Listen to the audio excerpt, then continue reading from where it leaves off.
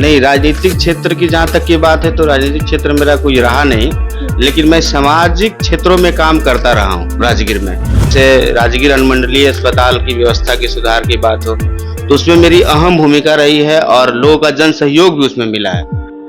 और बातें हैं जैसे डेंगू हमारे यहाँ बहुत ज़्यादा फैल गया था राजगीर में, तो उसमें भी छिड़काव की बातें हुई थी, तो पदाधिकारियों तक हम बात को पहुँचाए थे। सबसे पहला मेरा वही रहेगा, अपने क्षेत्र को विकास करना और वार्ड नंबर 29 को आदर्श वार्ड बनाना सब मुख्य मेरा मुद्दा है और मैं बना के रहूँगा। बहुत सारी परेशानियां वार्ड में लोगों की होती है, जैसे कि इसके पहले भी वार्ड पार्षद रह चुके हैं, लेकिन उनका कोई कार्यालय नहीं हुआ करता था। मैं आऊंगा तो सबसे पहले उसका एक कार्यालय खोलूंगा।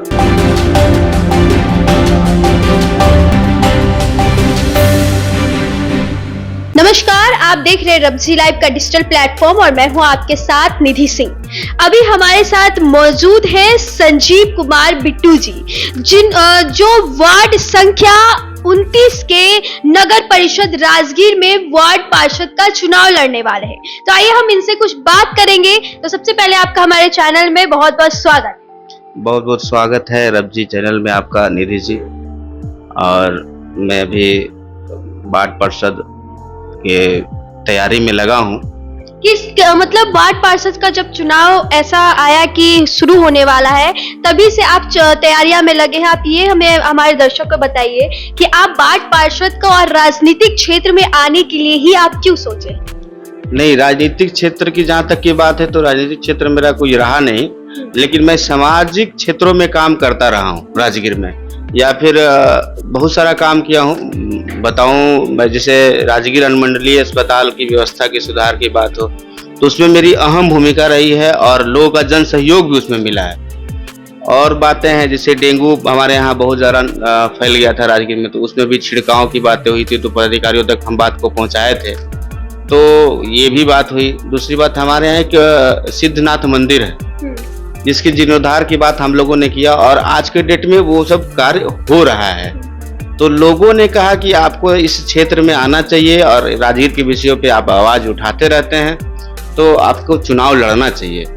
तो लोगों के कहने के अनुसार मैं इस प्लेटफॉर्म को चुना हूँ और वार्ड पार्षद का पर्चा भरा हूँ। आपको क्या लगता है कि लोगों का कितना सपोर्ट आपको मिल सकता है? अभी तक तो लोगों के सपोर्ट से ही हम यहाँ पे हैं और लोगों के सपोर्ट से ही मैं चुनाव लड़ रहा हूँ, और आगे क्या होगा ये तो अभी तक आप अपने क्षेत्र में जिन जिन लोगों के लिए जो भी किया है, क्या वाकई अब अगर आप वार्ड पार्षद का चुनाव लड़ रहे हैं, अगर आपकी विजेता होती है, तब लोगों के लिए आप क्या क्या करेंगे? जितना भी कार्य बचा हुआ है क्षेत्र का, सबसे पहला मेरा वही रहेगा, अपने क्षेत्र को विकास करना और वार्ड नंबर 29 को आदर्श वार्ड बनाना सब मुख्य मेरा मुद्दा है और मैं बना के रहूंगा।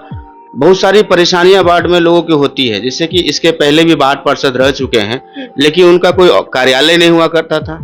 मैं आऊंगा तो सबसे पहले उसका एक कार्यालय खोलूंगा, ताकि किसी भी विषय को रखने में, लोगों को आने में और अपनी बातों को रखने में हमको खोजना न पड़े कि साहब कहाँ हैं, वार्ड पार्षद महोदय कहाँ हैं, कब आएंगे।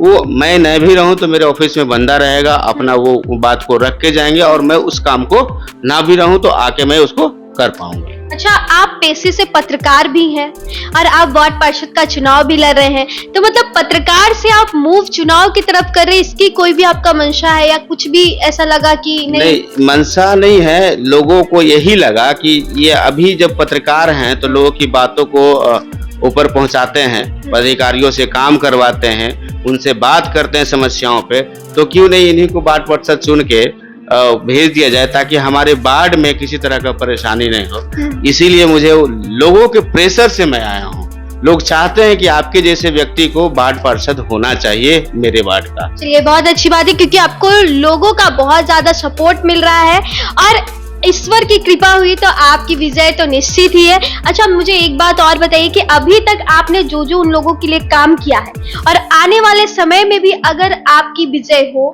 या ना हो तो भी आप लोगों के लिए इसी तरह समाज सेवा का काम करते रहेंगे? जिस तरह मैं पहले काम किया हूँ और उस तरह मैं आगे भी काम करूंगा।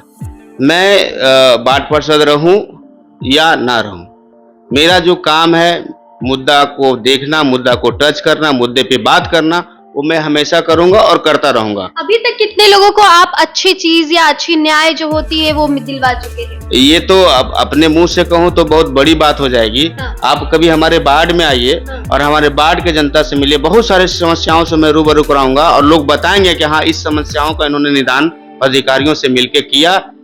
और बिल्कुल हम भी बहुत जल्द आएंगे आपके क्षेत्र में, लोगों से जानेंगे कि आखिर क्या ये जो बोल रहे हैं वो सच है, कि बहुत सारे लोगों का इनका कहना है कि बहुत मदद किए हैं। तो अब आने वाले दिनों में देखना है कि लोग इनको कितना सपोर्ट करते हैं और क्या इनको खुशी देते हैं। अगर आप वार्ड पार्षद बन जाते हैं संजीव जी, तो बताइए, लोगों को प्यार तो आपको अभी मिल रहा है, आप अपना प्यार लोगों को किस तरह से देंगे?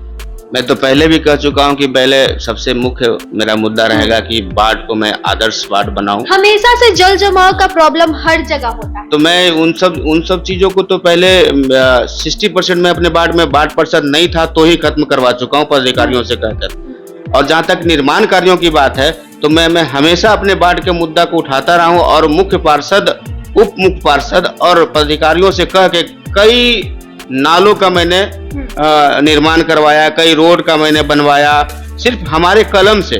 लोगों के कहने पर कि आइए देखिए प्रॉब्लम है। जब आप वार्ड पार्षद नहीं थे तो जी, ओके, तो मैं उनसे आग्रह कर करके कई बार चिट्ठी भी लिखा हूँ, आपको कहे तो चिट्ठी में दिखा दूं। कई बार पदाधिकारियों को, डीएम को, सीएम को, हर मुद्दों को, नल जल की योजनाओं पे, डेंगू की योजनाओं पे, अस्पताल, किसी भी तरह का कार्य होता है जो समाज में आता है, मैं वो किया हूँ और मैं करता रहता हूँ।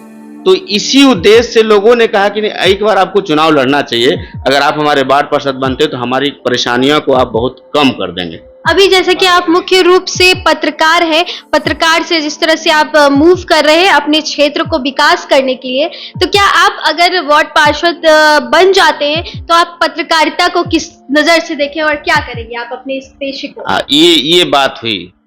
पेशा तो मेरा जो है वो रहेगा, मैं पत्रकार हूं और पत्रकार रहूंगा, क्योंकि मुझे आदत है लिखने पढ़ने की, मुझे हर मुद्दे को टच करने की आदत है, मुझे समस्याओं को निदान करने का आदत है, तो मेरा रहेगा। और जब ये इस कलम के साथ साथ अगर मुझे मैंडेट मिलता है तो समझिए कि उन कार्यों में ज्यादा मजबूती होगी और मैं सारे काम को अच्छा से करूंगा और हर तरह के कार्य को निर्वहन करूंगा।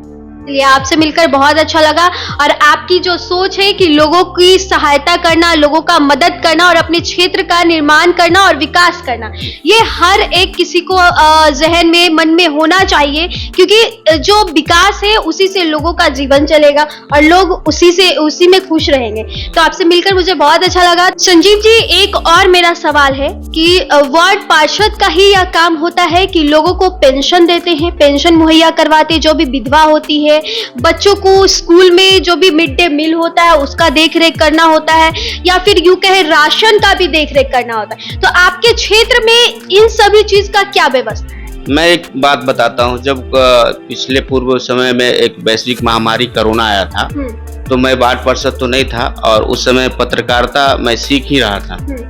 तो उस समय भी मैंने राशन मुहैया कराया है, खुद से नहीं, राशन जो बांटते हैं डीलर लोग से कह के, और उनके सारे क्रियान्वयन को समझते हुए मैं उन पे नजर रखता था और हर लोगों तक मैंने राशन पहुंचाया है। जहां तक कि आप बात करते हैं कि पेंशन की, तो पेंशन व्यवस्था भी मैंने करवाई है। आप आइए हमारे वार्ड में, बहुत सारे लोग को, जब मैं वार्ड पार्षद नहीं था, कहे ना, मुझे सामाजिक कार्यों में बहुत रुचि थी और रुचि है। यहाँ तक कि मुझे ये भी है कि हमारे वार्ड में 2 स्कूल हुआ करते थे, ठीक है, इसी कारणवश एक स्कूल हमारे वार्ड से हट गया है, लेकिन इस पे पूर्व पार्षद का कुछ ऐसा रहा नहीं कि हाँ क्यों हट गया, कहाँ हट गया, डीएम को लिख के दें या किसी को लिख के दें, लेकिन मैं इस पर काम किया हूँ, वो भी मैं काम आपको दिखा सकता हूँ।